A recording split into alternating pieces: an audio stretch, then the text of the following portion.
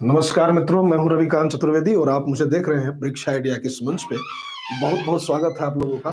विगत समय में हम लोगों ने 19वीं शताब्दी के पुनर्जागरण की बात की थी। पुनर्जागरण का एक सामान्य अर्थ हमने बताया था आपको कि फिर से जागना।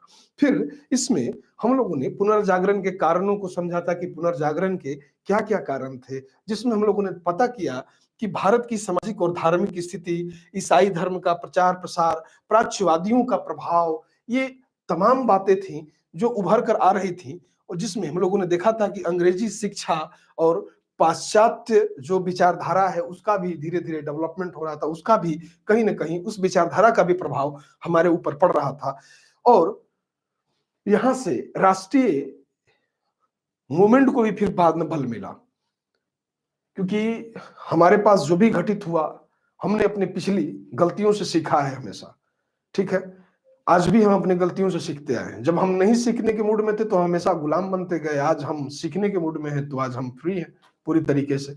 देखिए, इस क्रम में हम लोगों ने बंगाल के एक बड़े विभूति का नाम लिया था, जिसे नव भारत का तारा या पुनर्जागरण का अग्रदूत या मसीहा कहकर संबोधित किया गया, या नव प्रभात का तारा कहकर संबोधित किया गया। राजा राम मोहन राय के बारे में, उनके द्वारा स्थापित ब्रह्म समाज और उसके डेवलपमेंट को जब समझे थे तो हम लोगों ने बात की थी, केशव चंद्र सेन की बात की थी, फिर आनंद मोहन बोस की बात हम लोगों ने की थी। यानी कि ब्रह्म समाज, फिर आदि ब्रह्म समाज या भारतीय ब्रह्म समाज, फिर उसके बाद में हम लोग पहुंचते हैं साधारण ब्रह्म समाज पे। तो इन सब की बात एक के बाद एक स्टेज पे हम करते गए हैं। उसके बाद हम महाराष्ट्र में धार्मिक सुधार आंदोलन पे आ गए थे और वहां पे जो पहली चर्चा थी वो परमहंस मंडली की चर्चा की थी। उसके बाद हम लोगों ने लोकहितवादी यानी गोपाल हरि देशमुख को देखा था कि गोपाल हरि देशमुख का क्या या किस तरीके का सामाजिक योगदान महाराष्ट्र की पृष्ठभूमि में रहा है और क्यों लोकहितवादी कहा गया। साथ ही मैंने आपको बताया था कि गीता तत्व या सुभाषित जैसे जो आलेख है उनके द्वारा लिखे गए एक पुस्तक जातीय व्यवस्था पे तंज कसती हुई उनके किताब है जाति भेद, ये भी लिखी गई, जिसमें जाति पाति का खंडन किया गया है। धार्मिक आधार पे जो सामाजिक विषमताएं हैं उनका खंडन किया गया है। ठीक, अब इससे आगे जब हम आगे बढ़ रहे हैं तो प्रार्थना समाज की बात करते हैं। प्रार्थना समाज में एक चीज आपको दिखाई दे रहा है कि यहाँ लिखा गया है 1867 मुंबई। ठीक है, लेकिन यह पर्याप्त नहीं है, क्योंकि जब हम समाज को पढ़ते हैं तो सबसे पहले इसके संस्थापक को भी हम यहीं पे जोड़ लेते हैं। जब संस्थापक की बात करते हैं कि प्रार्थना समाज की स्थापना या इसके संस्थापक कौन रहे हैं, तो हम कहते हैं डॉक्टर आत्माराम पांडुरंग। कौन? डॉक्टर आत्मा राम पांडुरंग। ठीक है, ये क्या है? डॉक्टर आत्मा राम पांडुरंग इसके संस्थापक हैं। देखिए, ये जो प्रार्थना समाज था इसकी भी पृष्ठभूमि कहीं ना कहीं ब्रह्म समाज से ही तैयार होती है। ये कह सकते हैं कि केशव चंद्र की या केशव चंद्र सेन की प्रेरणा से 1867 में मुंबई में क्या किया गया? प्रार्थना समाज की स्थापना की गई। किसकी प्रेरणा से? केशव चंद्र सेन।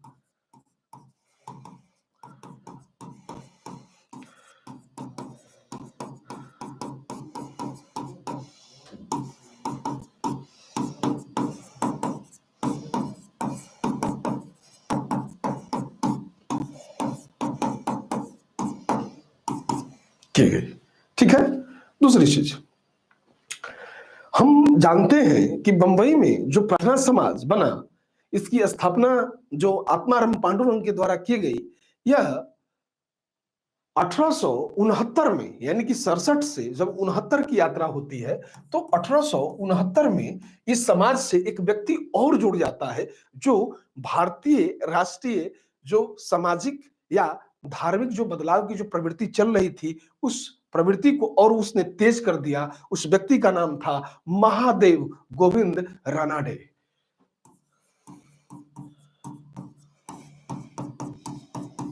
गोविंद रानाडे एक अपने मूल में इतिहासविद भी, बखर नाम से मराठों का इतिहास भी लिखा और मराठा इतिहास खासकर शिवाजी को इन्होंने काफी प्रमोट किया है अपनी पुस्तक में।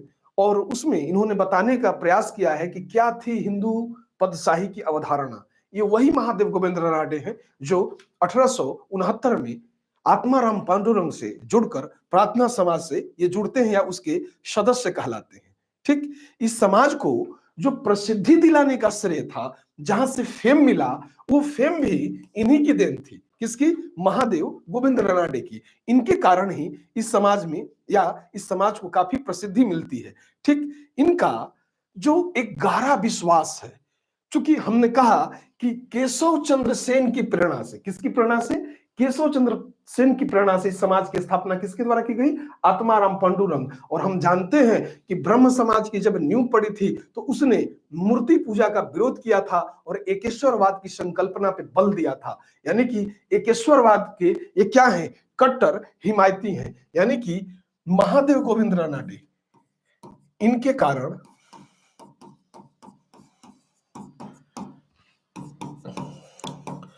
इस समाज को प्रसिद्धि मिली तथा इन्होंने एकेश्वरवाद की संकल्पना पर बल दिया।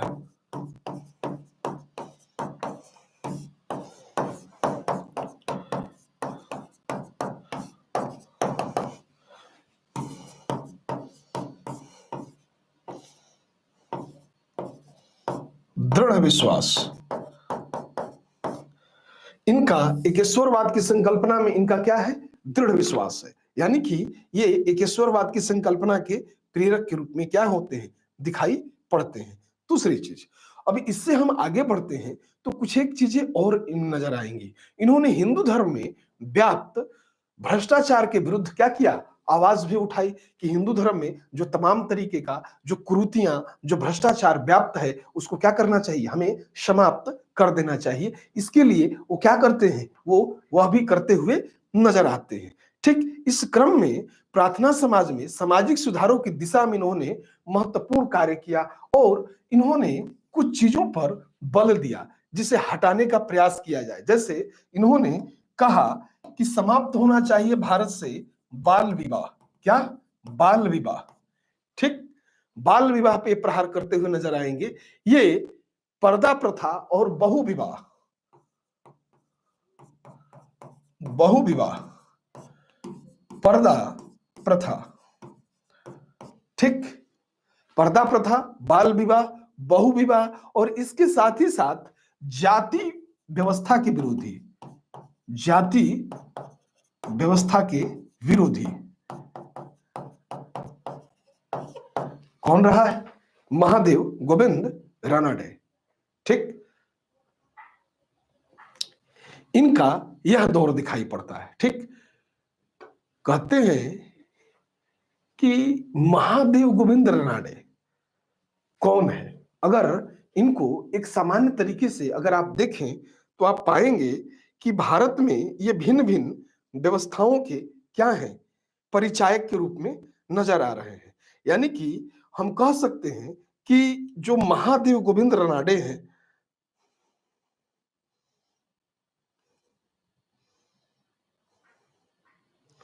वो तत्कालीन जो भारतीय परंपरा है, जो चीजें हैं, इनको वो क्या करते हैं? समाप्त करते हुए नजर आ रहे हैं। ठीक है, इन्हें पश्चिम भारत के पुनर्जागरण का पिता कहा जाता है।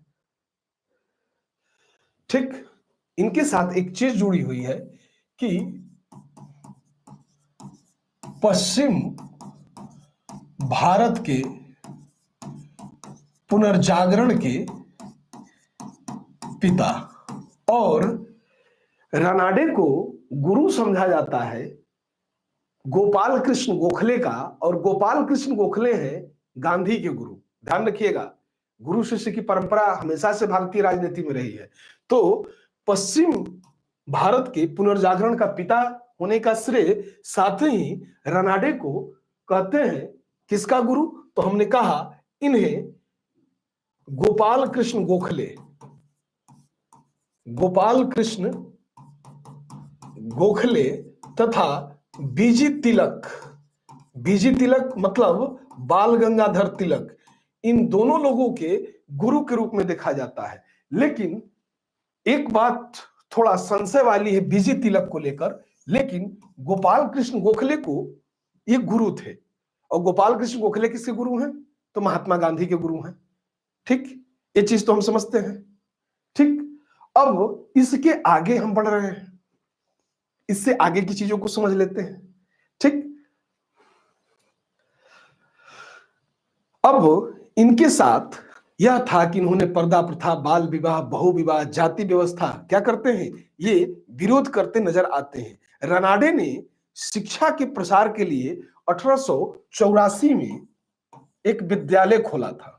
1884 में किसके प्रसार के लिए? शिक्षा के प्रसार के लिए। और जिस विद्यालय को खोला गया वह खोला गया कहां? पुणे में, और उसका नाम था Deccan education society. Deccan education society. ठीक, दक्कन एजुकेशन सोसाइटी। ये किस लिए? तो कहते हैं दक्कन एजुकेशन सोसाइटी की स्थापना की गई, और किस लिए? तो शिक्षा के लिए, शिक्षा में सुधार हेतु। ठीक, ये चीज देख रहे हैं। फिर 1884 के बाद इन्होंने 1891 में एक और धमाका किया, और विडो रीमैरिज एक्ट। कौन? Window remarriage act. 1891 में महाराष्ट्र में विडो रीमैरिज एसोसिएशन की स्थापना करते हैं। किसकी? Window remarriage association. यहां लिख लेंगे, इसको हटाते हैं, या यहां लिख लें कि 1891 में window remarriage association,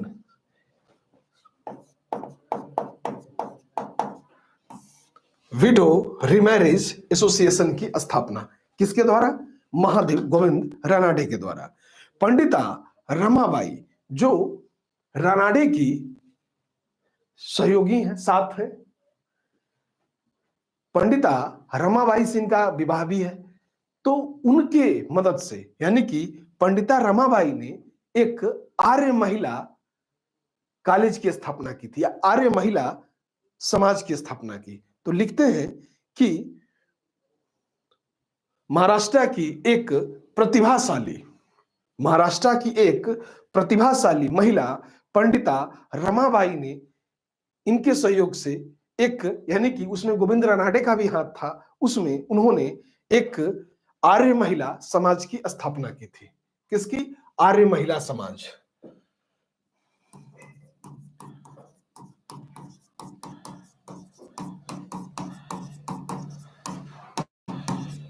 Pandita Ramabai.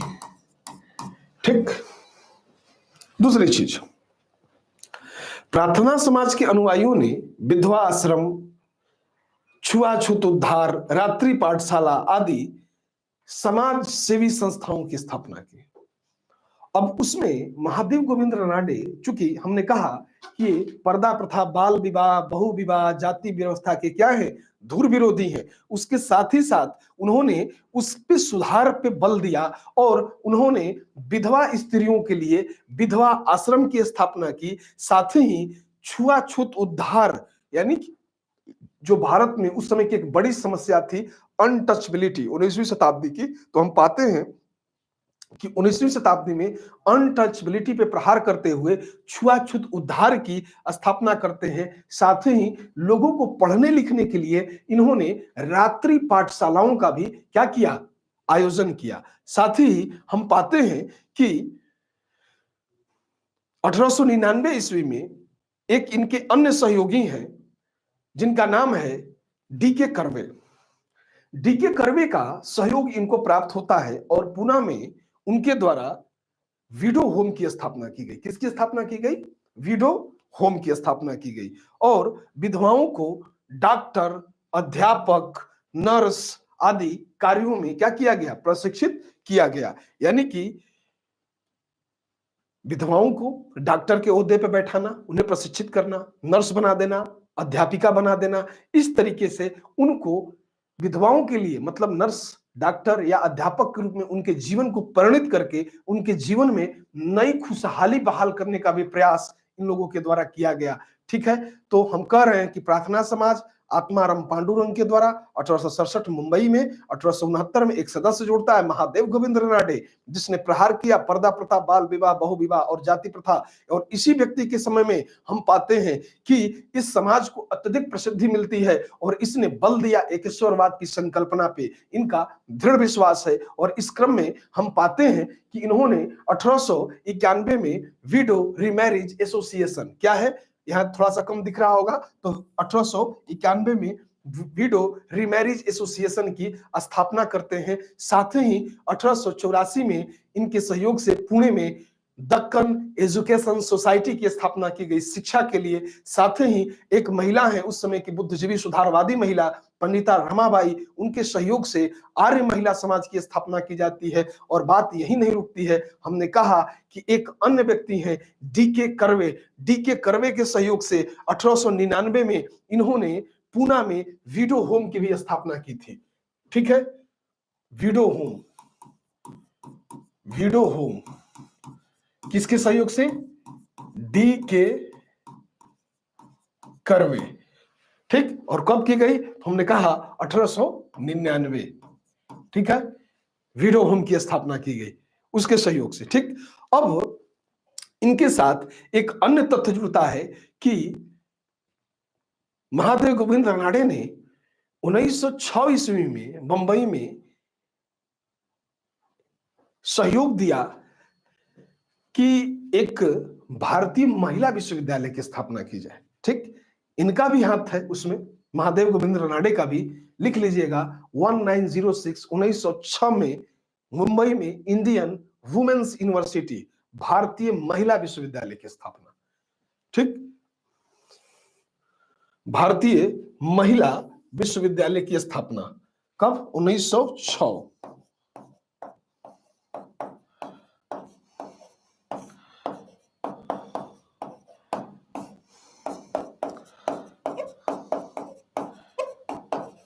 कहां किया गया? मुंबई या बंबई। ठीक है, यहां दिख नहीं रहा होगा, 1906 में भारतीय महिला विश्वविद्यालय मुंबई। ठीक है, ये लिखा गया है, भारतीय महिला विश्वविद्यालय मुंबई की स्थापना की गई। ठीक है, ये क्लियर है। अब इसके थोड़ा सा और आगे चलते हैं, यानी इसके आगे स्लाइड में क्या है जरा सा उसको देखने का प्रयास करते हैं। ये क्लियर हो गया, इसमें जो भी प्रश्न पूछे जाएंगे वो आपकी पकड़ में होंगे, किसकी प्रेरणा से, कौन संस्थापक है, बाद में कौन जुड़ता है, और पश्चिम भारत के पुनर्जागरण का पिता कहा गया किसको? महादेव गोविंद रनाडे को। गोपाल कृष्ण गोखले और बीजी तिलक के राजनीतिक गुरु के रूप में जाने गए, खासकर गोपाल कृष्ण गोखले के राजनीतिक गुरु हैं, क्योंकि गोपाल कृष्ण गोखले राजनीतिक गुरु हैं किसके? महात्मा गांधी के। ध्यान रखिएगा, ये प्रश्न पूछा जा सकता है आपसे। अगला समाज है आर्य समाज। आर्य समाज की बात करते हैं। आर्य समाज कैसा दिखाई पड़ता है? एक तिथि दी गई है, यहाँ पे कुछ चीजें अंकित हैं। 1875 मुंबई, संस्थापक स्वामी दयानंद सरस्वती।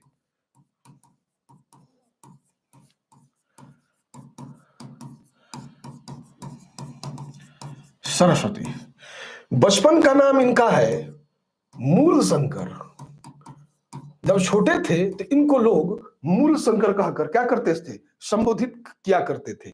स्वामी दयानंद सरस्वती को भारत का मार्टिन लूथर किंग भी कहा गया। क्या कहा गया? मार्टिन लूथर किंग, यानी इन्हें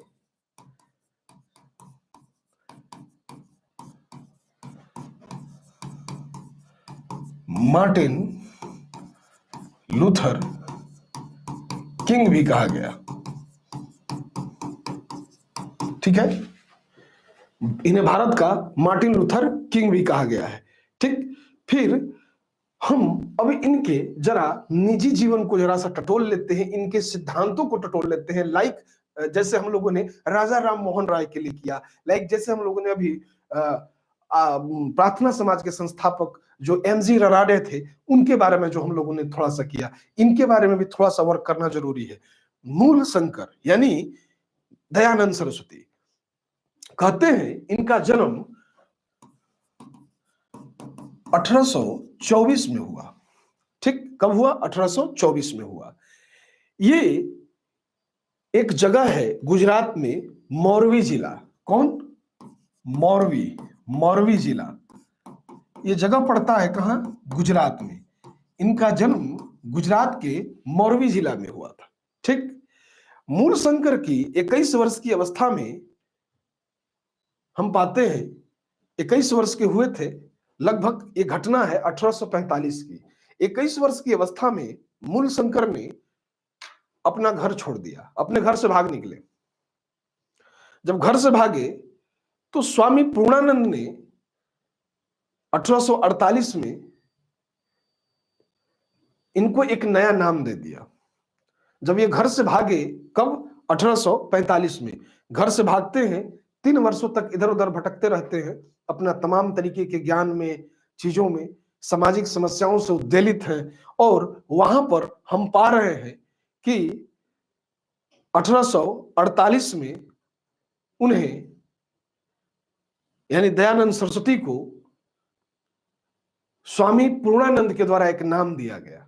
और वो नाम था, यानी प्राथमिक नाम मूल शंकर। और 1848 में जब संपूर्णानंद, ठीक, कौन? संपूर्णानंद।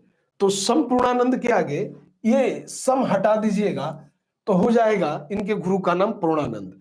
पूर्णानंद ने इन्हें जो नाम दिया वही है स्वामी दयानंद सरस्वती। ठीक, यह नाम मिल गया इनको। अब ये इनकी पहचान मूल शंकर जो थी इनके साथ रही 21 से 23 वर्ष की अवस्था तक है। बाद में इन्हें भारतीय समाज मूल शंकर को स्वामी दयानंद सरस्वती के नाम से जाना जाने लगा। यहां पर इंपॉर्टेंट है उनका जिला मोरवी, कहां के रहने वाले हैं? गुजरात के। साथ ही इनको नाम यानी मूल शंकर को दयानंद सरस्वती जिसने बनाया वो था पूर्णानंद, जिन्होंने 1848 में क्या किया? इन्हें एक नवीन नाम दे दिया और इन्हें पूर्णानंद के नाम से, पूर्णानंद से मतलब पूर्णानंद ने नाम दिया और इन्हें स्वामी दयानंद सरस्वती के नाम से जाना जाने लगा। ठीक। 1861 ईस्वी में मथुरा में इनकी भेंट स्वामी बिरजानंद से होती है।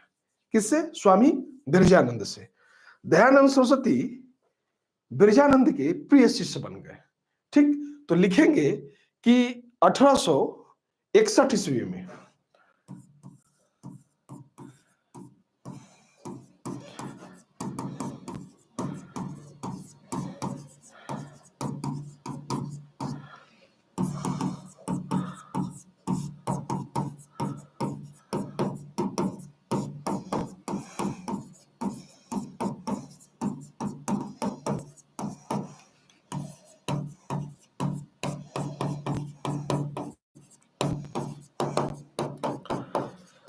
एक गुरु जिसने नाम दिया, जिस गुरु ने नाम दिया उसे पूर्णानंद कहा गया, और जिस गुरु से वो दीक्षित हुए उसे बिरजानंद कहा गया।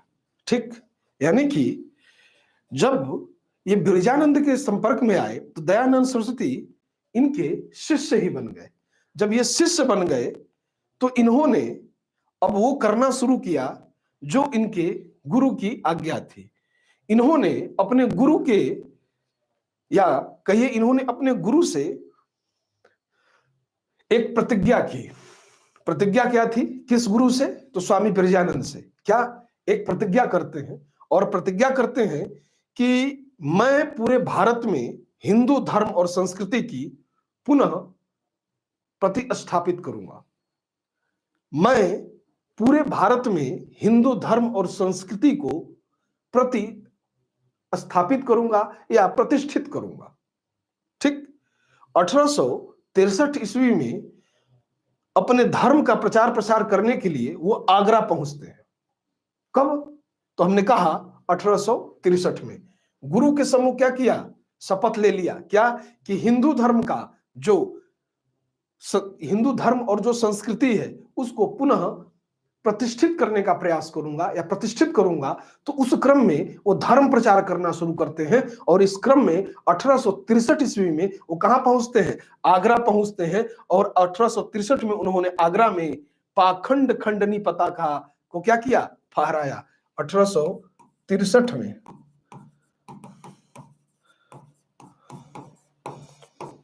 धर्म प्रचार हेतु आगरा की यात्रा तथा वहीं पर पाखंड खंडनी पताका लहराया। ठीक, पाखंड खंडनी पताका क्या करते हैं? पाखंड खंडनी पताका लहराया जाता है और 1875 ईस्वी में मुंबई में आर्य समाज की स्थापना की जाती है।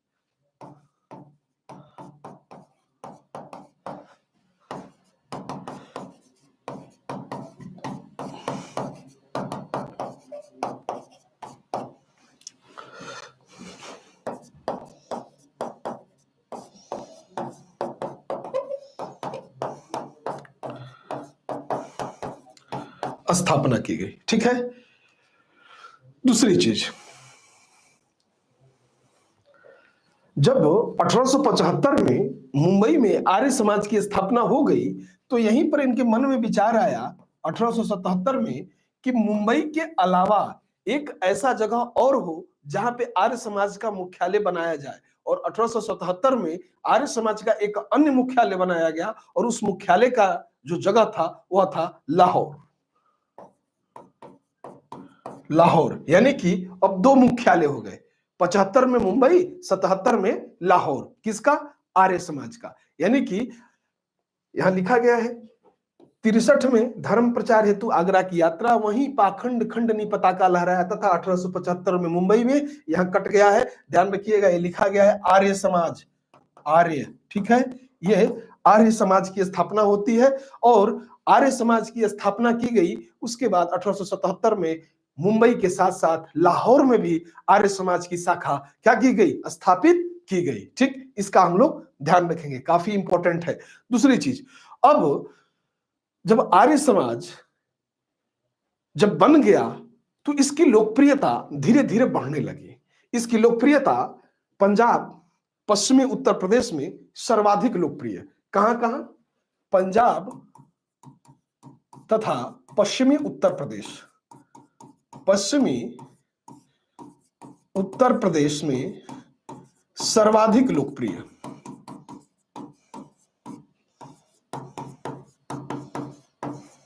लोकप्रिय चूंकि हमने लिखा भी मुंबई के साथ साथ एक शाखा लाहौर में है, लेकिन पाखंड खंडनी पताका कहां ला रहा है? पश्चिमी उत्तर प्रदेश की तरफ, यानी आगरा।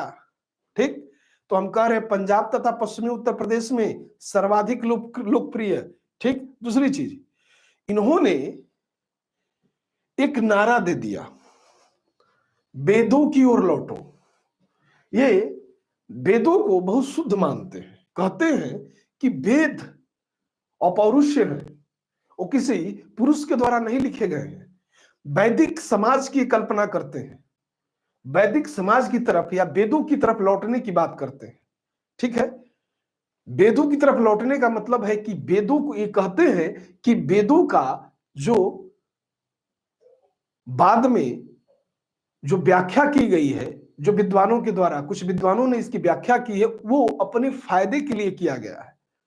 वेद सर्वजन हिताय सर्वजन सुखाय की बात करते हैं। ये कहते हैं कि वेद किसी भी प्रकार की कुरीति का प्रवेश हिंदू धर्म में नहीं होने देना चाहते। ये कहते हैं कि इन्होंने वेदों को अपने तरीके से व्याख्यायित करने का प्रयास कर दिया। न केवल वेदों को व्याख्यायित करने का प्रयास किया, वरन वेदों की जो रियलिटी थी उसे सबके सम्मुख लाने का भी इन्होंने प्रयास किया। इस क्रम में हम पाते हैं कि उन्होंने एक कठोर सुधारवादी, क्या कठोर सुधारवादी की एक जबरदस्त भूमिका में ये नजर आते हैं। ठीक, दूसरी चीज, यहां से जब हम आगे बढ़ेंगे तो कुछ एक चीजें हमें और मिलेंगी। क्या मिलती हैं भाई? तो कहते हैं कि आर्य समाज ने छुआछूत, जाति व्यवस्था, इन सब का विरोध किया, लेकिन इन्होंने वर्ण व्यवस्था का समर्थन किया। छुआछूत और जाति व्यवस्था के विरोधी हैं, बट वर्ण व्यवस्था के समर्थक हैं। क्यों? क्योंकि ये वेदों की तरफ जाने की बात करते हैं। कहता है ना वेद कि ब्राह्मणस्य मुखमासित बाहु राजन्य कृत उरुदरस्य यदवश्य पदाभ्याम शूद्रो अजायता। क्या है कि विराट पुरुष की जब बलि दी गई तो ऋग्वेद का 10वां मंडल पुरुष सूक्त का पहला मंत्र क्या कहता है कि उसकी मुख से ब्राह्मण की, भुजा से क्षत्रिय की, उदर से वैश्य की और पैरों से शूद्र की उत्पत्ति हुई। और वही वेद कहता है कि मैं एक कवि हूं, मेरे पिता चिकित्सक हैं, मेरी माता अन्न पिसती है, हम ऐसे रहते हैं जैसे पशु एक बाड़े में। वैदिक कालीन जो सामाजिक व्यवस्था है, अगर उस पर हम दृष्टि डालें तो हमें एक चीज स्पष्ट नजर आती है कि वैदिक कालीन समाज जो है वो जाति व्यवस्था पे आधारित नहीं है। वो कहता है, वो योग्यता को चयन का आधार मानता है। एक ब्राह्मण का पुत्र भी शूद्र हो सकता है, एक शूद्र का पुत्र भी ब्राह्मण हो सकता है अगर उसमें योग्यता है तो। और उसी वृतांत को एक वैदिक लाइन कि मैं एक कवि हूं, मेरे पिता चिकित्सक हैं, मेरी माता अन्न पिसती है, हम ऐसे रहते हैं जैसे पशु एक बाड़े में, यह कथन उसी अभिव्यक्ति की पूर्ण करती हुई लाइन है। ठीक, ये उसी की एक पंक्ति है जो उस चीज को परिपूर्ण करती है। तो दयानंद सरस्वती ने जाति व्यवस्था का विरोध किया, छुआछूत का विरोध किया, लेकिन वर्ण व्यवस्था का विरोध नहीं किया। क्योंकि जो रियल वर्ण व्यवस्था है, ये हम भी जानते हैं, आप भी पढ़े हैं वैदिक काल में, कि जो रियल वर्ण व्यवस्था है वो व्यवसाय चयन पर आधारित है, ना कि जातीय कर्म पे आधारित है। ठीक, व्यवसाय चयन पे आधारित होना मतलब जिस तरीके की योग्यता है उस तरीके का काम, भले उसका पिता ब्राह्मण हो, भले उसका पिता क्षत्रिय हो, लेकिन अगर योग्यता ब्राह्मण वाली या क्षत्रिय वाली नहीं है तो उसे शूद्र का कार्य करना होगा। अगर वह व्यापार में दक्ष नहीं है तो व्यवसायी का पुत्र होते हुए भी वो शूद्र कहलाएगा। लेकिन अगर एक शूद्र का पुत्र है और उसमें क्षमता है, दक्षता है, तो वह शूद्र के यहाँ उत्पन्न होकर भी वह ब्राह्मण कहलाएगा। अगर वह वेद पाठों में पारंगत है, अगर वह सैन्य वृत्ति में पारंगत है तो क्षत्रिय कहलाएगा, अगर वह व्यवसायिक कार्य कुशलता से परिपूर्ण है तो वह वैश्य ही कहलाएगा। यह था वैदिक कर्मकांड, यह वैदिक व्यवस्था थी। ठीक, अब वैदिक व्यवस्था को स्थापित करने की बात करते हैं। इस क्रम में मैंने आपको कहा कि उन्होंने वेदों की ओर लौटो का नारा दिया और साथ ही जाति पाति धार्मिक व्यवस्था का विरोध करते हुए या जाति पाति छुआछूत का विरोध करते हुए वो वर्ण व्यवस्था को स्थापित करते हुए क्या होते हैं, उसके समर्थन की बात करते हैं। उसमें कहते हैं कि वर्ण व्यवस्था को ही स्थापित किया जाए, ये सबसे अच्छी व्यवस्था है। ठीक है, अब इसके आगे चलते हैं और चीजें क्या है। कहते हैं कि हिंदू धर्म को प्रतिष्ठित करने के लिए, बकायदे कि हिंदू धर्म को प्रतिष्ठित किया जाए, प्रतिष्ठित करने के लिए स्वामी जी ने 10 सिद्धांतों का एक आलेख तैयार किया कि हिंदू को या हिंदू धर्म को पुनः प्रतिष्ठित किया जाए। वो 10 सिद्धांत भी आपके सम्मुख में रखूंगा भी, जिसमें कहते हैं कि सत्य केवल वेदों में निहित है, सत्य केवल वेदों में निहित है। और कहते हैं कि वेद मंत्र के आधार पर हवन किया जाना चाहिए। वो कहते हैं कि मूर्ति पूजा का विरोध होना चाहिए, क्योंकि वैदिक कर्मकांड में मूर्ति का कोई स्थान ही नहीं है। कर्म सिद्धांत और आवागमन सिद्धांत का समर्थन करते हुए नजर आएंगे। कर्म सिद्धांत यानी कर्मण्येवाधिकारास्ते मां फलेषु कदाचन मां कर्म फले हेतुर्भु माते संघस्व कर्मणि। कर्म सिद्धांत कहते हैं ना कि जो मनुष्य जैसा करेगा वैसा फल मिलता है। ठीक, तो कर्म को बेहतर करने की बात करते हैं। उसके साथ ही साथ उन्होंने निराकार ईश्वर की एकता में विश्वास किया। कहते ना कि निराकार ईश्वर, उसका कोई आकार नहीं है, निराकार है। निराकार कहने का अर्थ क्या होता है रियलिटी? निराकार, निराकार मतलब आकार का न होना नहीं है। निराकार का अगर डीपली मतलब हम समझें अकॉर्डिंग टू सनातन परंपरा, तो हम कहेंगे कि निराकार वह होता है जिसे सभी आकार रूप लेते हैं, जिससे सभी आकार बनते हैं या निकलते हैं, उसे निराकार कहते हैं। तो वो कहते हैं कि यहां पर किसी भी ईश्वरीय संकल्पना की बात नहीं की गई, मूर्ति पूजा की बात नहीं की गई, उस तरीके की बात नहीं की गई कि नहीं ये मूर्ति में ही ईश्वर है। ठीक, या कह लीजिए कि मूर्ति जो का एक मूल जो एक भौतिक अवशेष होता है उसकी वो तिरस्कार करते हैं, उसे हटाते हैं, उसकी जगह पे वे वेदों को प्राथमिकता देते हैं और निर्विकार ब्रह्म की बात करते हैं। ठीक, एकम सद्य परम बहुधा वदंती अग्नि समम मात्वरिश्वान माहु, इस तरीके की बात। यह वैदिक परंपरा है, यह वैदिक धर्म है। ठीक, बाल विवाह और बहु विवाह का विरोध करेंगे। वो विरोध करेंगे कि बाल विवाह नहीं होना चाहिए, बहु विवाह नहीं होना चाहिए, साथ ही स्त्री शिक्षा के हिमायती के रूप में नजर आएंगे। वो हिंदी और संस्कृत भाषाओं का प्रचार प्रसार करते हुए दिखाई पड़ेंगे। यानी कि स्वामी जी ने अपने 10 सिद्धांतों की बात की और 10 सिद्धांतों के अंतर्गत स्वामी जी ने कुछ एक चीजों की चर्चा की है जो आपके सम्मुख है। अब उसमें कुछ की चर्चा मैंने पहले ही की आपसे। जैसे इसमें जो पहली बात कही गई है कि सत्य केवल वेदों में निहित है। इसका कारण वेदों का अध्ययन क्या है, परम आवश्यक है। यानी कि अगर सत्य कहीं है तो वेद में है। वेद क्यों सत्य है? क्योंकि वेद अपौरुष है, उसे किसी पुरुष ने नहीं लिखा है। वेद मंत्रों के आधार पे हवन और पूजन होना चाहिए। उन्होंने मूर्ति पूजा का विरोध किया, उन्होंने अवतारवाद और धार्मिक यात्राओं का विरोध किया, क्योंकि अवतारवाद वेदों के बाद की संकल्पना है। हम जानते हैं कि अवतारवाद 6ठी शताब्दी ईसा पूर्व में जब भागवत धर्म का पुनरुद्धार होता है, उसी समय अवतारवाद की संकल्पना आती है और श्री कृष्ण को बताया गया है कि यह वैदिक परंपरा के पोषक हैं या पालक हैं, या कहिए वैष्णव धर्म के एक पुरोधा के रूप में उन्हें दिखाने का प्रयास किया गया है, जहां पे नवधा भक्ति की चर्चा की गई है। अब यहां पे इन्होंने अवतारवाद को भी नकारा और धार्मिक यात्राओं को भी नकारा। का ब्रह्म की प्राप्ति के लिए धार्मिक यात्राएं, बड़ी बड़ी तीर्थाटन करना आवश्यक नहीं है। ब्रह्म हमारे अंदर है, हमारे अंदर। कहते हैं ना कि बिनु पग चलहि सुनहि बिनु काना, हरि विराज सर्वत्र समाना। तो उनको कहने का तात्पर्य यह है कि ईश्वर हर जगह है, कहीं से भी उसकी प्राप्ति हो सकती है। इसके लिए धार्मिक यात्राओं या अवतारवाद की पूजा पाठ की आवश्यकता नहीं है। वो कहते हैं कि कर्म का सिद्धांत और आवागमन सिद्धांत आवश्यक है। ठीक, कर्म का सिद्धांत और आवागमन सिद्धांत, इसके ये समर्थक दिखाई पड़ते हैं। ठीक, ये तो है वो 5 बातें जहां पे की गई। दूसरा, इसके अलावा इनकी 6वीं 7वीं 8वीं और 9वीं 10वीं बात, जिसकी चर्चा मैंने की कि निराकार ईश्वर की एकता में विश्वास।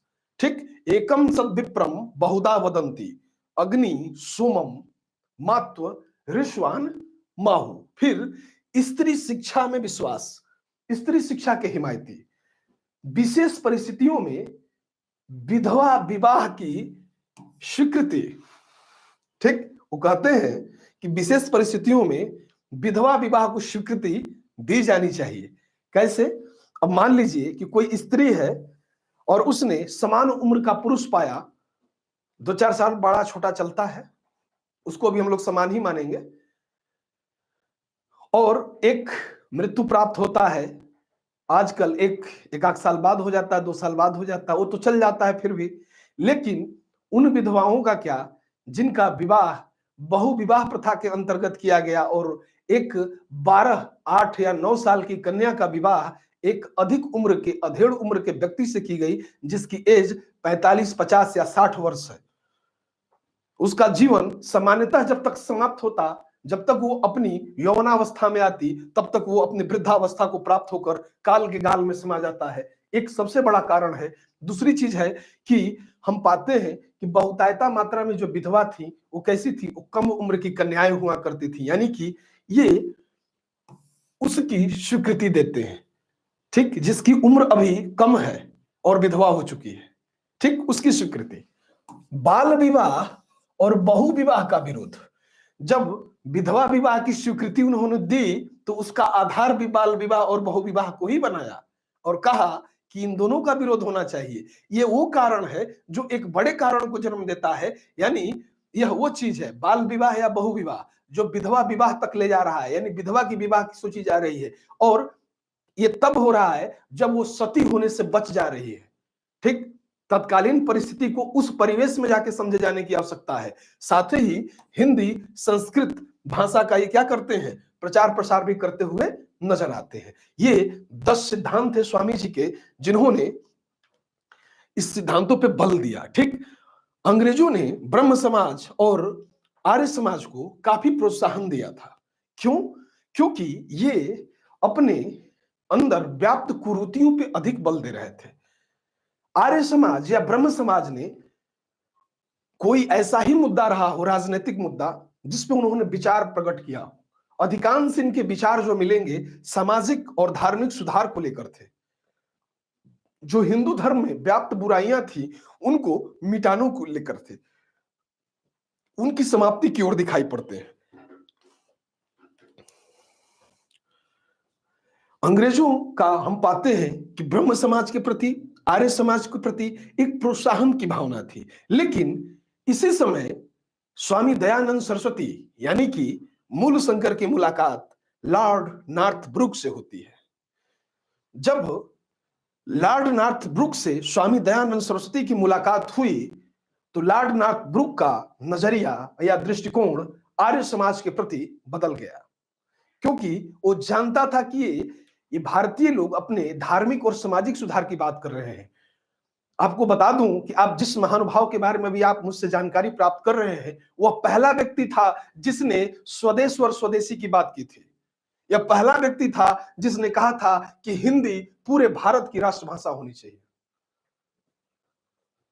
ठीक, इस क्रम में हम पाते हैं कि जब इनका दृष्टिकोण बदला, यानी कि हम पाते हैं कि लॉर्ड नॉर्थ ब्रुक से मिलने के बाद अंग्रेजों का दृष्टिकोण बदल गया आर्य समाज के प्रति। और इसका कारण यह था कि नॉर्थ ब्रुक है, इन्होंने अपने बातों के साथ साथ स्वामी दयानंद सरस्वती से कहा कि तुम विक्टोरिया का यशोगान भी करो, आप धर्म में सुधार लाओ, समाज में सुधार लाओ, और इसका श्रेय रानी विक्टोरिया को दो। लॉर्ड नॉर्थ ब्रुक की इस बात से दयानंद सरस्वती हिचक गए और उन्होंने इस बात को सिरे से खारिज कर दिया। ठीक, हम जानते हैं कि उन्होंने विक्टोरिया के यशोगान करने के लिए बात पे अस्वीकृति जाहिर कर दी। उन्होंने कहा कि ये मुझसे नहीं हो पाएगा, ये मेरे बस की बात नहीं है। ठीक, 1847 में इसी समय दयानंद सरस्वती ने 1847 में सरस्वती ने एक पुस्तक प्रकाशित किया। नाम था सत्यार्थ प्रकाश। कभी पढ़िएगा, बड़ी मजेदार किताब है सत्यार्थ प्रकाश। लेकिन यह पुस्तक उनको ही पढ़ने में मजा आएगा जो ईश्वर, ब्रह्म, माया, वेद इनकी बात जानना चाहते हो। ठीक, तो 1847 में दयानंद सरस्वती ने एक पुस्तक प्रकाशित की, नाम था सत्यार्थ प्रकाश। ठीक, फिर इससे हम आगे बढ़ते हैं तो हम देखते हैं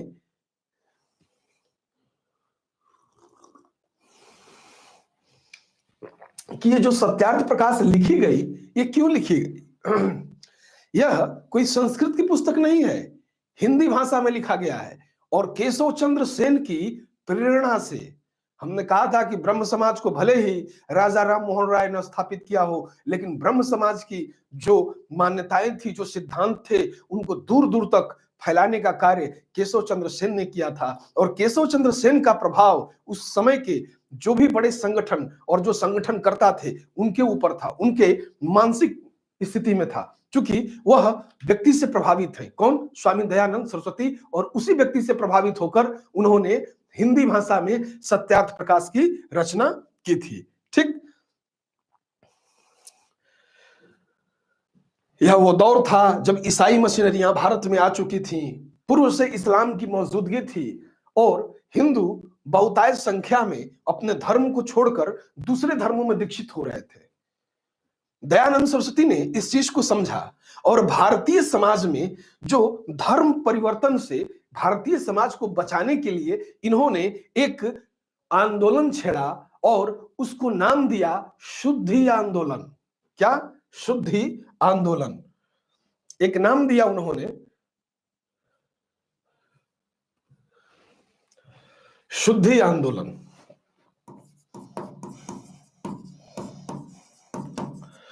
अब अब समझना है कि शुद्धि आंदोलन क्या है, शुद्धि आंदोलन के तात्पर्य क्या है।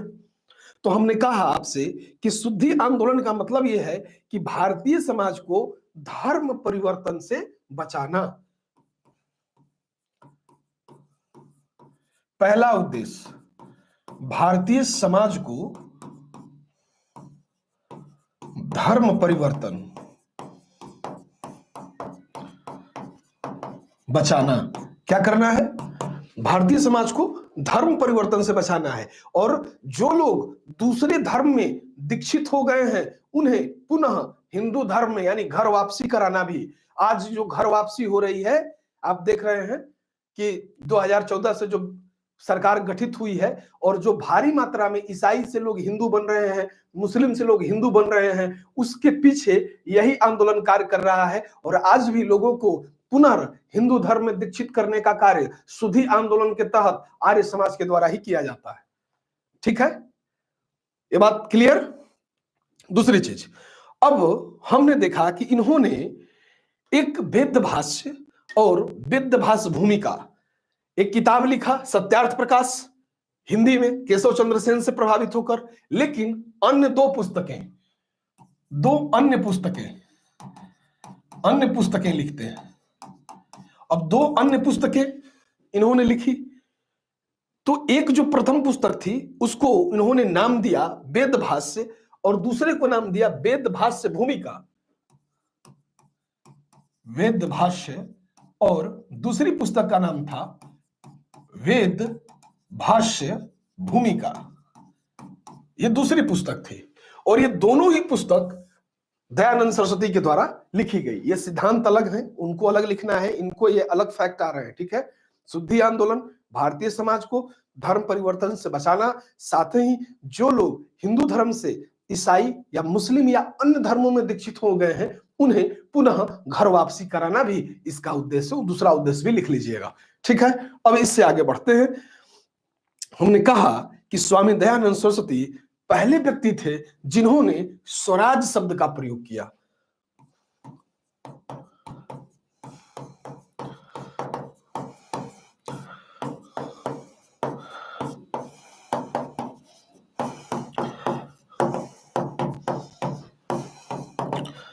स्वराज शब्द,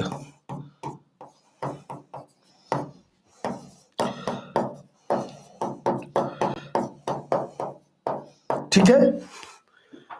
साथ ही यह पहले व्यक्ति हैं जिन्होंने हिंदी को राष्ट्र भाषा के रूप में स्वीकार किया। किसको? हिंदी को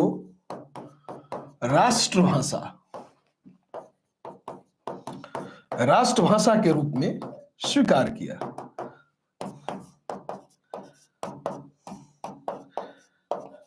ठीक है, अब यहां दोनों चीजों का मतलब समझ लें। फैक्ट एक है, कॉन्सेप्ट उसके पीछे है, छिपा हुआ है, हिडन है। बगल बगल में लिख लेंगे, कुछ विशेष आया तो। देखिए, स्वराज कहने का क्या मतलब होता है भाई? तो हम कहते हैं कि विदेशी वस्तुओं का बहिष्कार किया जाना चाहिए, भारत में बनी वस्तुओं का प्रयोग होना चाहिए। हम 1905 में समझ पाए थे कि स्वदेशी और स्वराज क्या होता है। स्वदेशी जो अपने देश के सीमा के अंदर कोई चीज बनी हो या अपने देश के सीमा के अंदर की कोई चीज हो, वह है स्वदेशी। और स्वराज अपने देश की सीमा के अंतर्गत अपना राज्य, यानी हिंदुस्तान की सीमा है तो हिंदुस्तानियों के द्वारा जो शासन स्थापित होगा उसे कहते हैं स्वराज, अपना राज्य। ठीक, इन दोनों चीजों का गठन। और स्वराज तभी स्थापित हो सकता है जब एक राष्ट्र की बात हो। एक राष्ट्र तभी इकट्ठा हो सकता है जब समस्त राष्ट्र को बांधने के लिए एक भाषा सूत्र हो। तो उन्होंने एक भाषा सूत्र को हिंदी के रूप में दिया और उन्होंने स्वराज की संकल्पना पे भी बल दिया। ठीक, यहां तक में कोई परेशानी? बोलिएगा।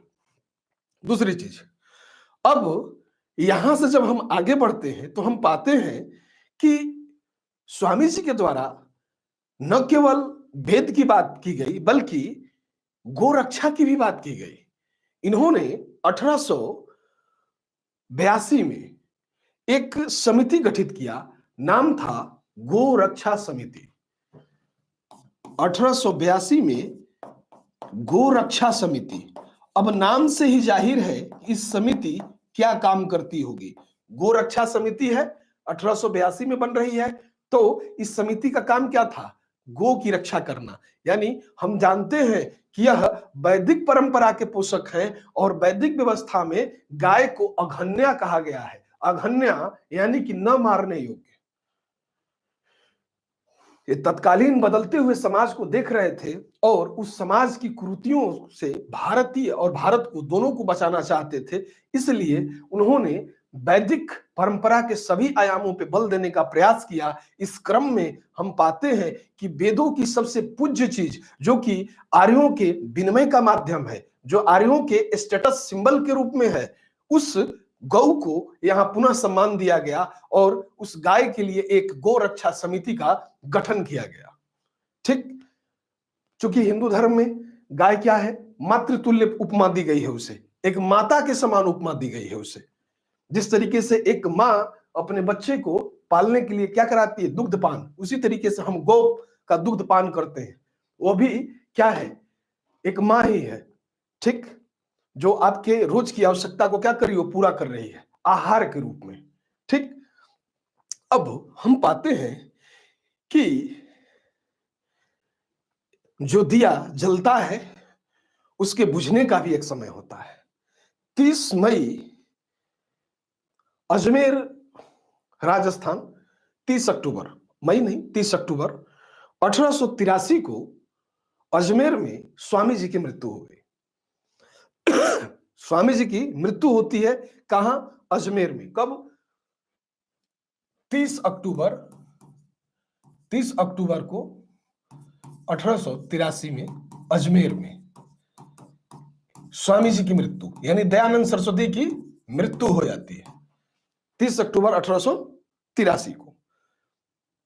लेकिन बात अभी आर्य समाज की पूरी नहीं हुई है, इसे नोट डाउन कर लीजिएगा, ठीक है, जरा सा, क्योंकि हम पीछे पेज में चलेंगे ताकि जहां खाली प्लेस मिले, क्योंकि अभी बहुत कुछ आर्य समाज की बाकी है।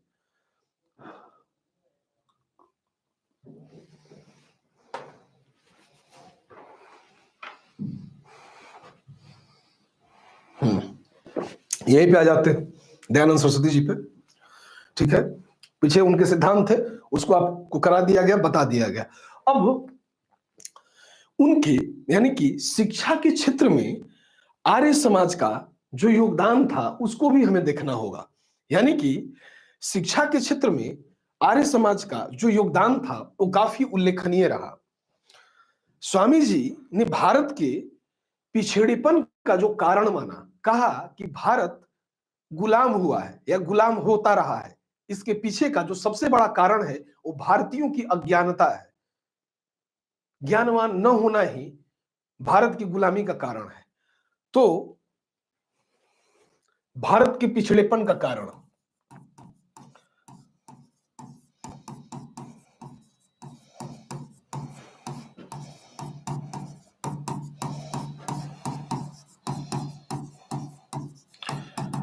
भारतीयों की अज्ञानता को माना।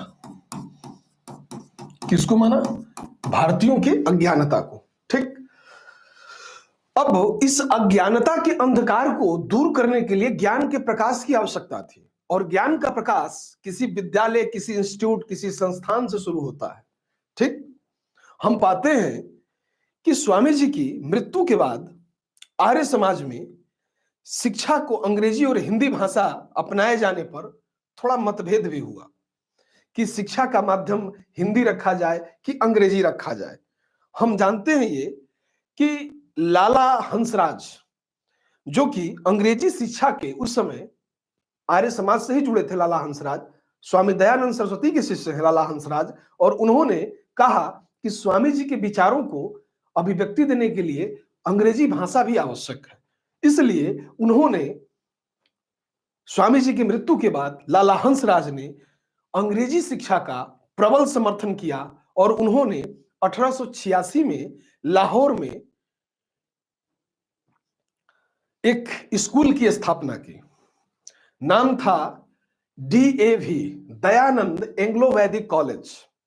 क्या था? DAV, दयानंद एंग्लो वैदिक कॉलेज। ठीक। और एक अन्य स्वामी जी के जो शिष्य हैं, जिनका नाम है स्वामी श्रद्धानंद, या जिनको हम कहीं कहीं मुंशीराम भी कहते हैं।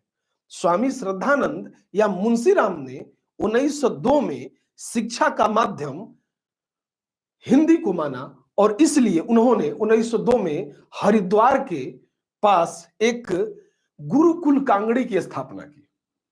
ठीक। तो यहां लिखेंगे कि स्वामी जी की मृत्यु के बाद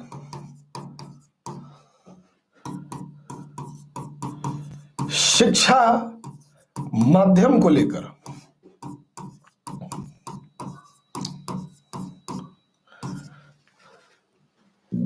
दो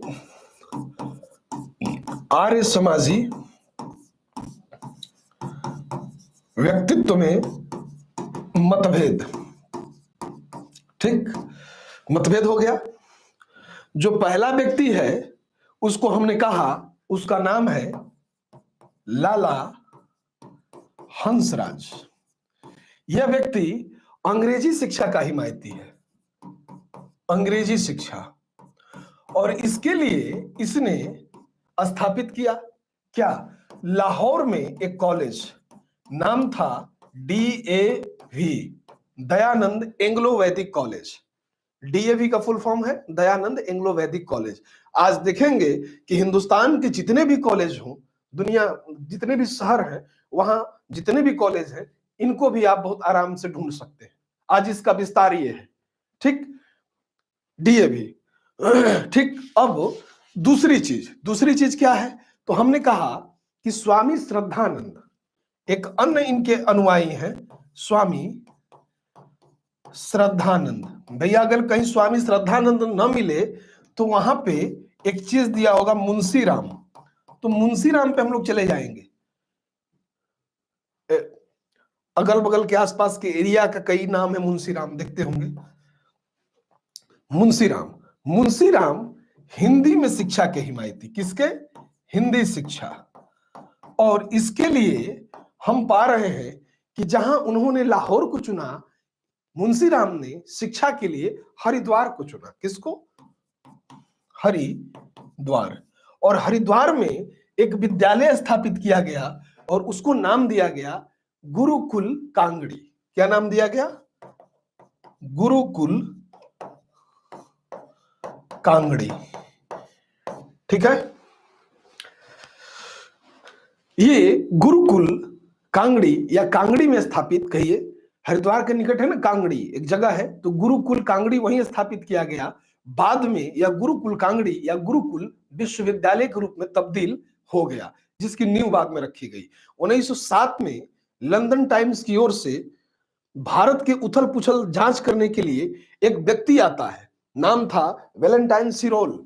उसने एक किताब लिखी थी इंडियन अनरेस्ट।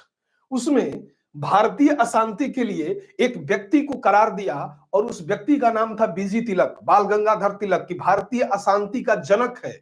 और एक संस्था को भी चिन्हित किया और उस संस्था बोला कि भारतीय अशांति की जो जनक जो संस्था है वो है आर्य समाज। किसने? वैलेंटाइन सिरोल ने। कब? 1907। 1907 में क्या करते हैं भाई? लंदन टाइम्स की ओर से भारत में उथल पुथल की जांच करने आ रहे हैं। लंदन टाइम्स क्या है? ये समाचार पत्र है, लंदन टाइम्स।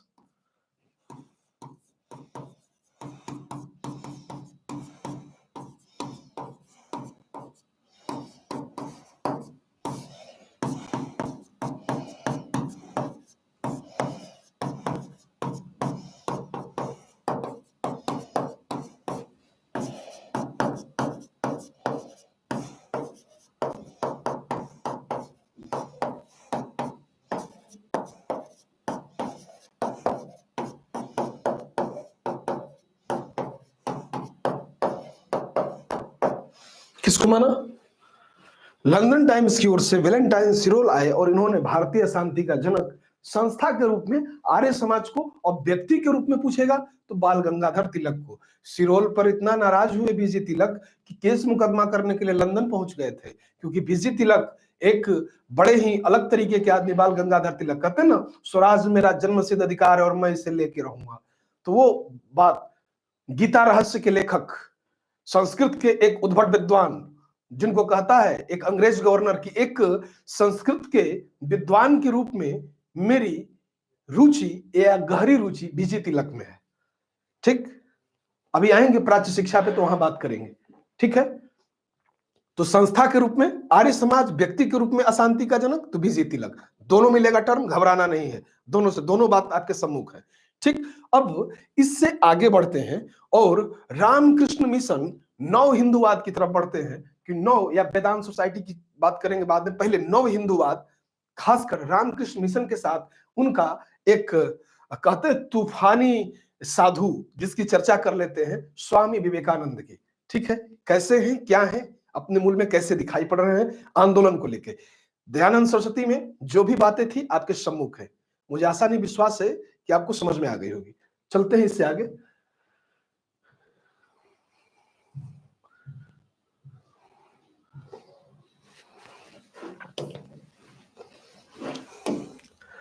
रामकृष्ण मिशन, अब रामकृष्ण मिशन की बात करें,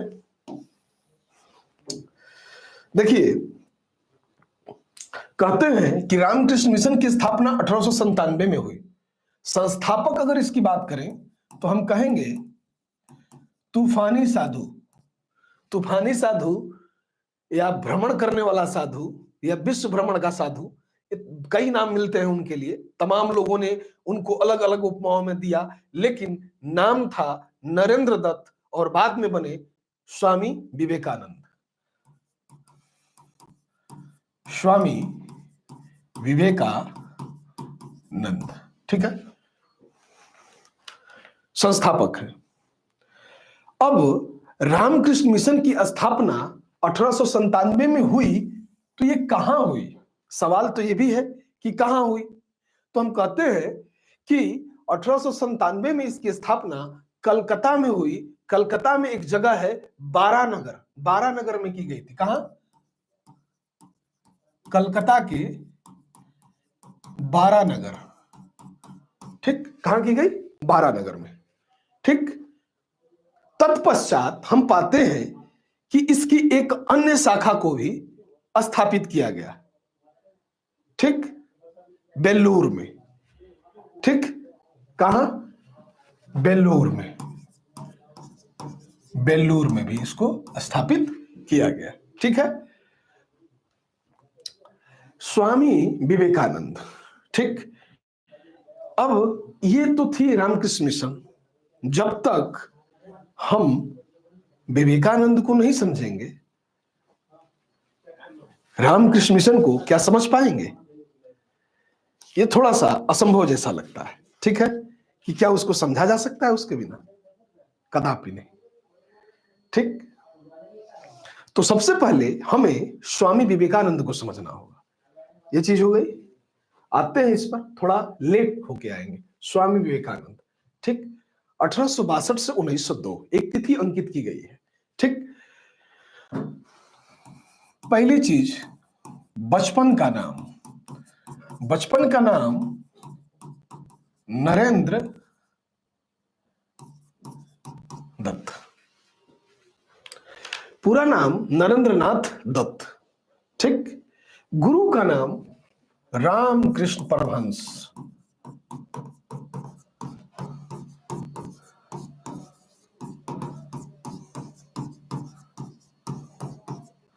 रामकृष्ण परमहंस। फिर रामकृष्ण परमहंस के, अगर इनकी बात करें कि इनका बचपन का नाम क्या था, रामकृष्ण परमहंस का जो नरेंद्र दत्त के गुरु थे, नरेंद्र दत्त यानी विवेकानंद, तो विवेकानंद यानी नरेंद्र दत्त के गुरु जो रामकृष्ण परमहंस है, इनके बचपन का नाम क्या है? तो इनके बचपन का नाम था गदाधर चट्टोपाध्याय।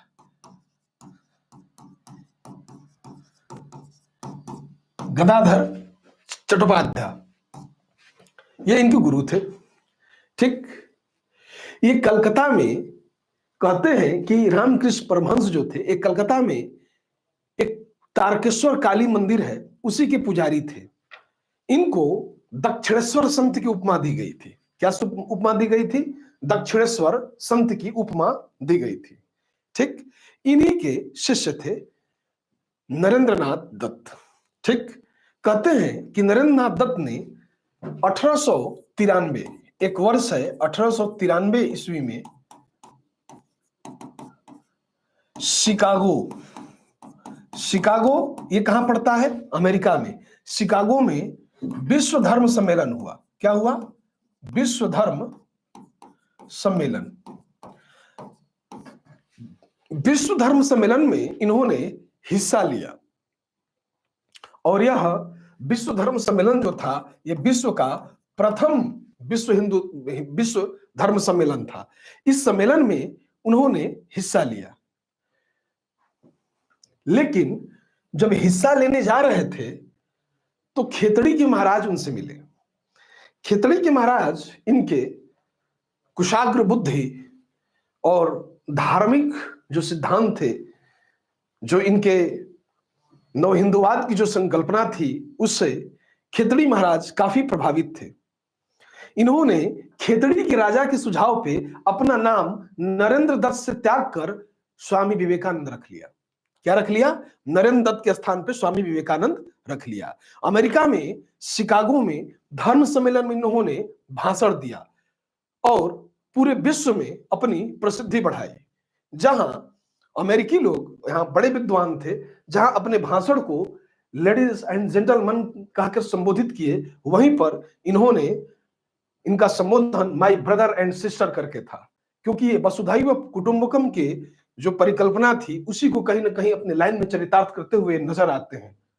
और उसी प्रथम लाइन पे ही तालियों की गड़गड़ाहट से पूरा जो असेंबली हॉल था वो गमगमा उठा।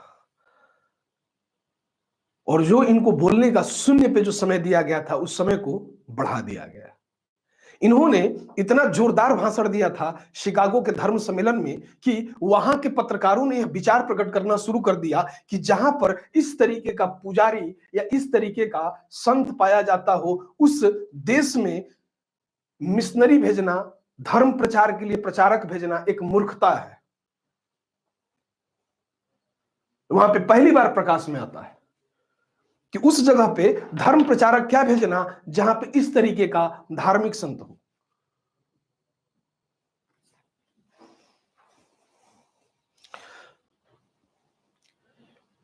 यहां पर पूरी प्रसिद्धि पाते हैं।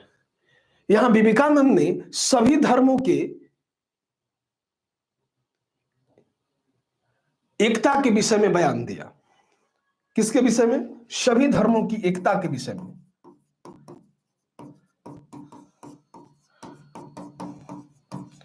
एकता के विषय में बयान दिया।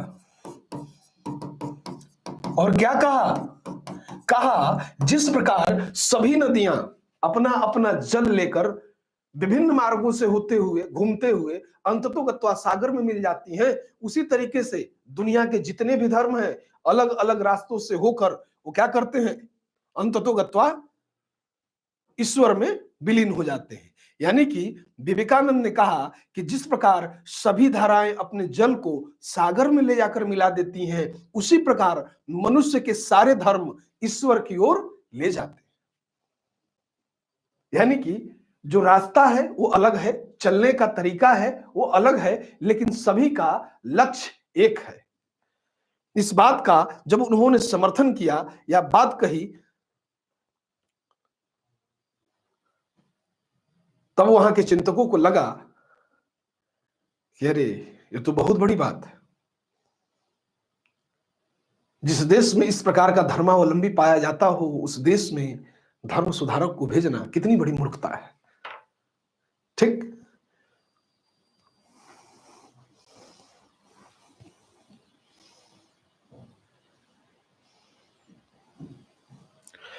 इन्होंने भारत की आध्यात्मिक शक्ति को समस्त विश्व के सामने रखा और यह लिख लेंगे कि इन्होंने भारत की आध्यात्मिक शक्ति को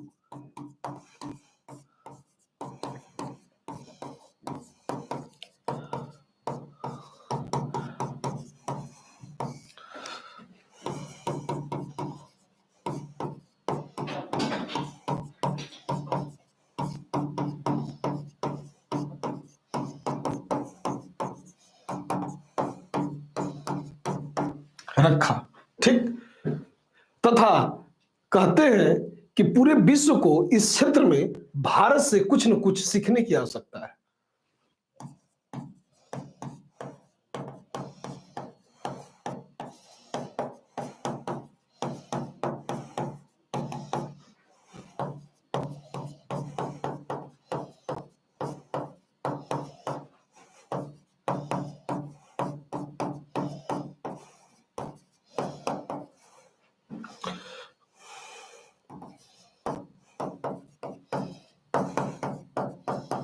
सीखने की आवश्यकता, कुछ न कुछ सीखने की आवश्यकता।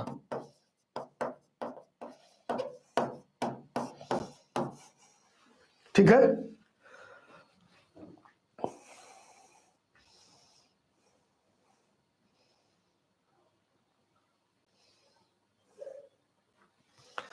और भारत को भी कुछ न कुछ सीखने की प्रेरणा दे रहे हैं। क्या कह रहे हैं कि आध्यात्मिक शक्ति को समस्त विश्व के सम्मुख रखा, और आध्यात्मिक शक्ति के क्षेत्र में कह रहे हैं कि विश्व को भारत से कुछ न कुछ सीखने की आवश्यकता है। साथ ही भारत को भी कह रहे हैं कि भारत को भी कुछ सीखने की आवश्यकता है। क्या उन्होंने कहा कि भारत को पश्चिम के भौतिकवाद और वैज्ञानिक प्रगति के क्षेत्र में सीखना है।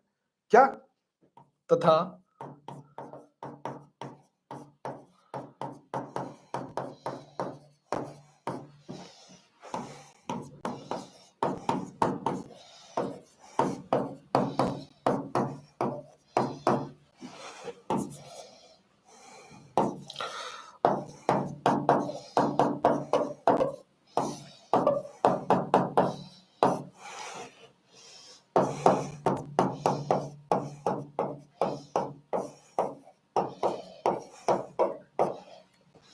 इन्होंने भारत की आध्यात्मिक शक्ति को समस्त विश्व के सम्मुख रखा तथा कहा कि इस क्षेत्र में पूरे विश्व को भारत से कुछ न कुछ सीखने की आवश्यकता है, तथा भारत को पश्चिम के भौतिकवाद और वैज्ञानिक प्रगति से सीखना चाहिए।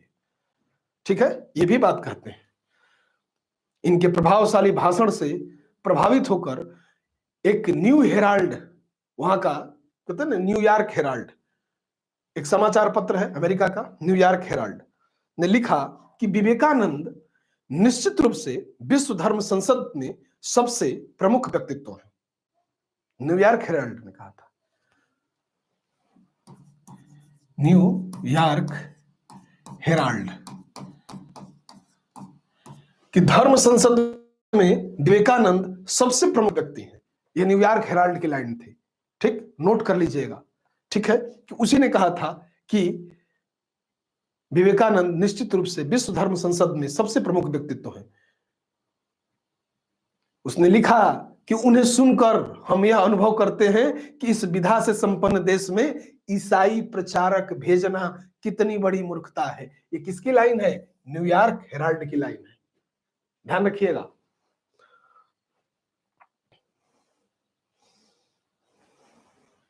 पश्चिम के व्यक्ति ने इन्हें प्यार से तूफानी भ्रमण करने वाला साधु कहा। क्या कहा? तूफानी भ्रमण करने वाला, तूफानी भ्रमण करने वाला साधु, इन्हीं को कहा है, विवेकानंद को। ठीक है, कैसा साधु है? तो तूफानी भ्रमण करने वाला साधु। विवेकानंद के या पश्चिम के जो व्यक्ति हैं, इनके प्रति इस तरह का बयान देते हैं। और विवेकानंद ने विचारों के संबंध में कहा था कि विभिन्न विचारों के वाद विवाद से कुछ नए विचार निकलते हैं। ईश्वर द्वारा इस प्रकार की प्रदत्त शक्ति जो मनुष्य को मिली है, मैं उसके लिए ईश्वर को क्या करता हूं? धन्यवाद देता हूं। कहते हैं कि all power is with in you, you can do anything and everything. कहते हैं कि सारी शक्तियां हमारे अंदर व्याप्त होती हैं, हमें यह आवश्यकता होती है कि समय के अनुसार, आवश्यकता के अनुसार उन शक्तियों का हम प्रयोग करें। सारे ज्ञान मनुष्य के अंदर है, बस उन्हें निकालने की आवश्यकता है। कौन कहता है? विवेकानंद। ठीक।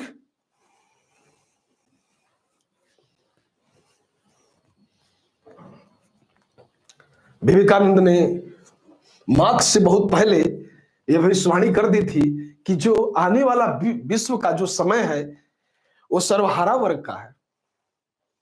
कहते हैं कि आने वाले समय में विश्व पर सर्वहारा वर्ग और दलित वर्गों का शासन होगा तथा इसकी शुरुआत रूस और चीन से होगी।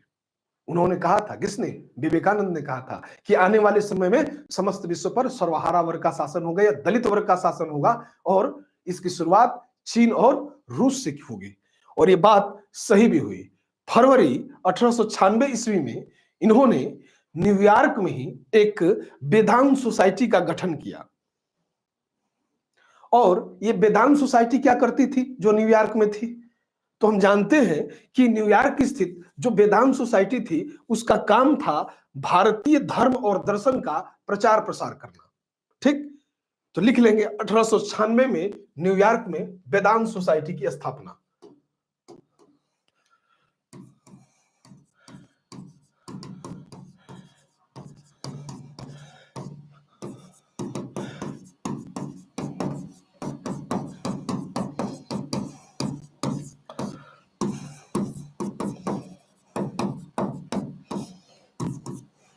वेदांत सोसाइटी की स्थापना। ठीक। और उद्देश्य वेदांत सोसाइटी का तो भारतीय धर्म और दर्शन का प्रचार प्रसार। इसके आगे लिख लीजिएगा, उद्देश्य भारतीय धर्म और दर्शन का प्रचार प्रसार। ठीक है। अब इससे आगे बढ़ते हैं तो देखते हैं कि 1899 ईस्वी में अल्मोड़ा जिले में एक जगह है, नाम है, जगह का नाम है, नेता मत समझिएगा, नाम था जगह का अल्मोड़ा में मायावती। मायावती नामक स्थान में एक मठ स्थापित करते हैं। कब? 1899 में। पेरिस में लगभग 1900 में एक आयोजन हुआ दूसरे विश्व धर्म सम्मेलन का। इन्होंने वहां भी भाग लिया था। कब? 1899 के बाद 1900 में द्वितीय धर्म सम्मेलन। द्वितीय धर्म सम्मेलन कहां हुआ? यह हुआ फ्रांस की राजधानी पेरिस। यहां भी स्वामी जी गए, पुनः द्वितीय धर्म सम्मेलन में हिस्सा लिया और भारतीय धर्म की महत्ता से पूरे विश्व को क्या कराया? परिचित कराया। स्वामी विवेकानंद के अगर सुधारों की बात की जाए तो हम कहते हैं कि मूर्ति पूजा और बहुदेववाद आदि का ये समर्थन करते हैं। ये मूर्ति पूजा का भी समर्थन करते हैं और बहुदेववाद का भी समर्थन करते हैं। ये नौ हिंदूवादी हैं। ये कहते हैं कि व्यक्ति को साकार और निराकार दोनों ही रूप में ब्रह्म की उपासना करने की छूट है। ये कहते हैं कि जो मूर्ति पूजा है या बहुदेववाद है ये सही है, क्योंकि इनका मानना है कि ईश्वर साकार और निराकार दोनों है। जिन देखा तिन पाइया गहरे पानी पैठ। कहते हैं ना कि ईश्वर को हम जिस रूप में चाहते हैं वो उसी रूप में हमारे सम्मुख प्रकट होता है। हमारी मानसिक आभा मंडल में ईश्वर की जो परिकल्पना होती है भौतिक रूप में भी वो उसी तरीके का हमें नजर आता है।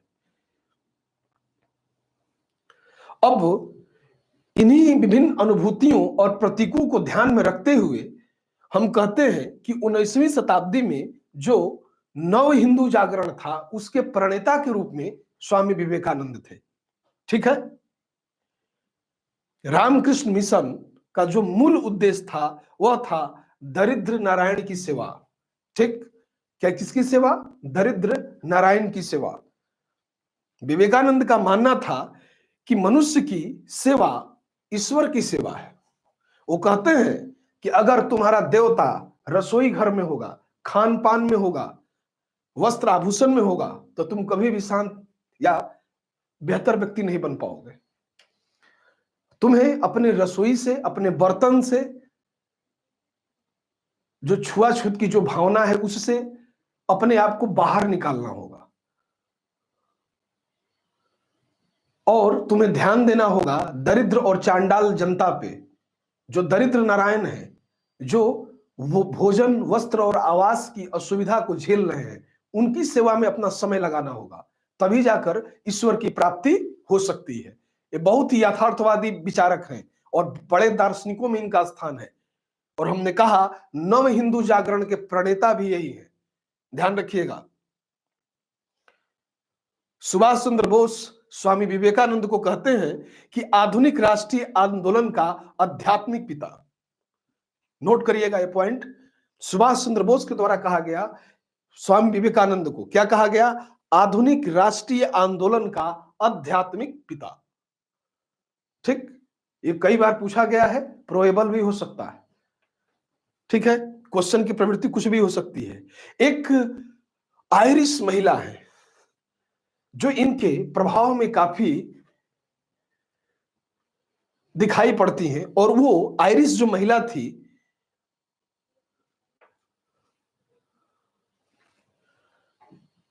Margaret Nobel. बाद में मार्गरेट नोबेल का नाम सिस्टर निवेदिता रख दिया गया। क्या रखा गया? सिस्टर निवेदिता। और वो भी स्वामी जी ने नाम दिया। किसको? मार्गरेट नोबेल को उन्होंने नाम दिया सिस्टर निवेदिता।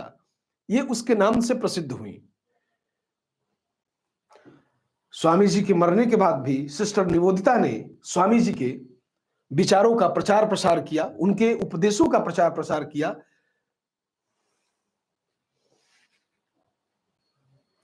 और हम जानते हैं कि आज भी स्वामी जी नहीं है, रामकृष्ण परमहंस जी नहीं है, लेकिन उनके विचारों का प्रचार प्रसार किया जाता है किसके द्वारा? रामकृष्ण मिशन के द्वारा। रामकृष्ण मिशन यानी कि अपने गुरु की याद में। कहते हैं कि इनके गुरु ने इनको ईश्वर से साक्षात्कार कराया था। किसने? रामकृष्ण मिशन ने। बोलो बोलो बोलो, कहां भाग्य की रेखा है? जीवन में कभी तुमने ईश्वर को देखा है? जब विवेकानंद जी यानी नरेंद्र दत्त जब रामकृष्ण मिशन से मिलने जाते हैं रामकृष्ण परमहंस जी से, तो वो पूछते हैं उनसे सवाल कि बोलो कहां भाग्य की रेखा है जो हाथ में होती है? जीवन में तुमने कभी ईश्वर को देखा है? वो कहते हैं मैंने सुना है कि आप दक्षिणेश्वर काली के भक्त हैं, आप ही मुझे ईश्वर का दर्शन करा सकते हैं, मैं मां से मिलना चाहता हूं। कहते हैं कि उन्हें एक बंद कमरे में ले जाते हैं रामकृष्ण परमहंस जी, और एक विशाल ज्योति पुंज उनके सामने प्रकट होती है और उसका दर्शन करते हैं। और उसी समय से नरेंद्र दत्त स्वामी विवेकानंद के रास्ते पे चल पड़े थे। उसी दिन वो समझ गए थे कि मेरे अंदर जो भी है वो सब ईश्वर प्रदत्त है, और ईश्वर ने मुझे इसीलिए दिया है ताकि मैं उसका इस्तेमाल अपने लोगों के लिए कर सकूं। ठीक, यहां पे विवेकानंद जी की बात, नव हिंदूवाद की बात, 1896 में स्थापित न्यूयॉर्क वेदांत सोसाइटी की बात, रामकृष्ण परमहंस की बात, साथ ही रामकृष्ण मिशन की बात, और द्वितीय धर्म सम्मेलन जो पेरिस में होता है उसकी बात। अब इसके आगे दुनिया को क्या भारत से सीखने को कहा, और भारत को दुनिया से सीखने को क्या कहा? जो दुनिया को सिखाया वो भारत का आध्यात्मिक शक्ति का एहसास कराया, और भारत को यूरोप से और पश्चिम से जो सीखने के लिए कहा वो भौतिक और वैज्ञानिक प्रगति पे बल दिया। ठीक है, ध्यान रखेंगे, बहुत शॉर्ट में बहुत आराम से, बाकी आप पढ़ लेंगे पूरा परफेक्ट हो जाएगा। ठीक, बाकी जो नोट्स जाते हैं उनको पढ़ेंगे, इनके सिद्धांत क्लियर हो जाएंगे। ठीक है, अब अगली बात theosophical society, Annie Besant, colonel Olcott, madam Blavatsky, इनकी बात करेंगे। Thank you.